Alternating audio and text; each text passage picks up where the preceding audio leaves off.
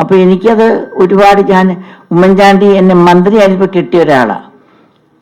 പുറത്തൊക്കെ എങ്ങനെയാണെന്ന് അറിയത്തില്ല, ആവശ്യത്തിനൊക്കെ സംസാരിക്കും, ഫ്രണ്ട്സിനോടൊക്കെ സംസാരിച്ചിരിക്കുന്നതൊക്കെ ഞാൻ കണ്ടിട്ടുണ്ട്. പക്ഷെ വീട്ടിൽ വളരെ സംസാരം കുറവാണ്, വല്ലപ്പോഴും റേഷൻ കിട്ടുന്നതുകൊണ്ടൊക്കെയാണ്. അപ്പം എനിക്കതങ്ങ് മടുത്തു.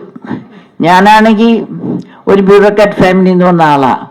ആരും പറഞ്ഞൊന്നുമില്ല, ഒരിങ്ങനെ രാഷ്ട്രീയക്കാരൻ്റെ ജീവിതം ഇങ്ങനെയാണ്, ഭാര്യ ഒരുപാട് അഡ്ജസ്റ്റ് ചെയ്യണം, ആരും പറഞ്ഞു തന്നില്ല.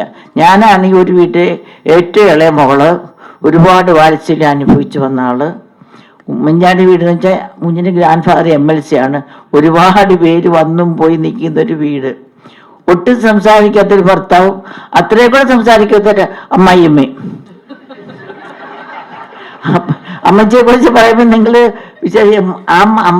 അമ്മയുടെ സ്വഭാവമാണ് ഈ മകന് കിട്ടിയിരിക്കുന്ന താഴ്മ, സൗമ്യത, ക്ഷമ, സഹിഷ്ണുത.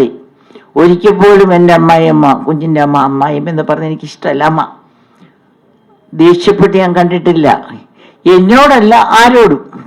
പുതുപ്പള്ളിയിൽ നിൽക്കുന്ന ആൾക്കാർ ചോദിച്ചു നോക്കിയാൽ അറിയാം.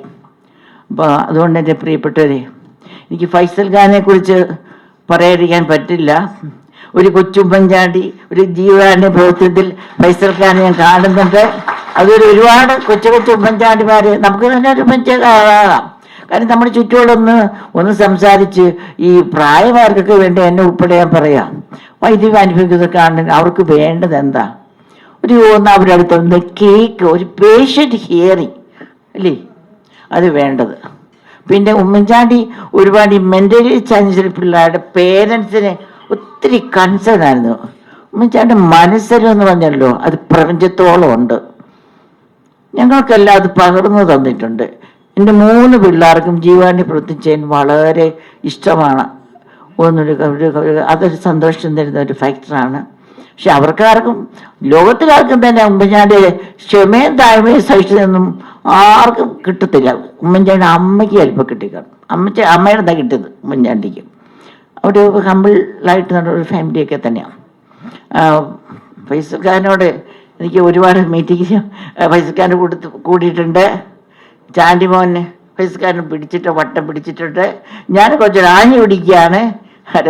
പുതുപ്പള്ളിയിലെ ഒരു ക്യാൻസർ സെൻറ്റർ ഡിറ്റക്ഷൻ എപ്പോഴും പെട്ടെന്ന് കണ്ടുപിടിച്ചാൽ അത് ആ ക്യാൻസറിന് വലിയ ഒരു മഹാരോഗത്തെ പിടിച്ചു കിട്ടാൻ സാധിക്കും.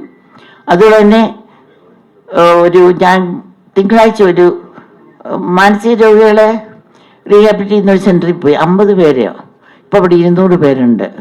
ഗ്രാൻഡില്ല, ലോസ്റ്റാണ് നടക്കുന്നത്. പക്ഷെ ഞാൻ പോയതെന്ന് വെച്ചാൽ ഒരു ഡോക്ടർ ദിനേശ് ഉണ്ട്, അദ്ദേഹം ഹോമിയോ മെഡിസിൻ്റെ പോസ്റ്റ് ഗ്രാജുവേഷൻ എടുത്തിട്ടുണ്ട്, അലോപ്പതി മെഡിസിൻ്റെ പോസ്റ്റ് ഗ്രാജുവേഷൻ എടുത്തിട്ടുണ്ട്. പക്ഷേ സൈക്കാട്രിക്കും ക്യാൻസറിനൊക്കെ ഒത്തിരി ഫലപ്രദമായ ഹോമിയോ മരുന്നുകളുണ്ട്. അതിൻ്റെ ഉദ്ഘാടനത്തിന് ഞാൻ പോയത്. അത് കാര്യം കൂടെ ഫൈസൽ ഖാനോട് പ്രത്യേകമായിട്ട് പറയുകയാണ്. ഫൈസൽ ഖാൻ ഒരു ഓൾട്ടേ തെറാപ്പീസൊക്കെ അനുകൂലിക്കുന്ന ഒരു വ്യക്തിയാണ്. അപ്പം ഫൈസൽ ഖാൻ ഒരു കെട്ടിടം കണ്ടുപിടിച്ച് ഞങ്ങൾ തരാം പുതുപ്പള്ളിയിൽ. ഒരു പെട്ടെന്ന് നിങ്ങളുടെ ഫ്രീഡ സൈമണും അത് ഹസ്ബൻഡും ശിവകുമാറും എല്ലാം കൂടെ നാഞ്ചു പിടിക്കാൻ നമുക്കൊരു വള്ളംകളി, കുട്ടനാടൻ വള്ളംകളി എന്താ നടത്താം. ഞാൻ കുട്ടനാട്ടുകാരിയാണ്. വള്ളംകളിയും വെള്ളപ്പാട്ടും ഒക്കെ വരുമ്പോൾ വളരെ ആവേശം വന്നു പോകും.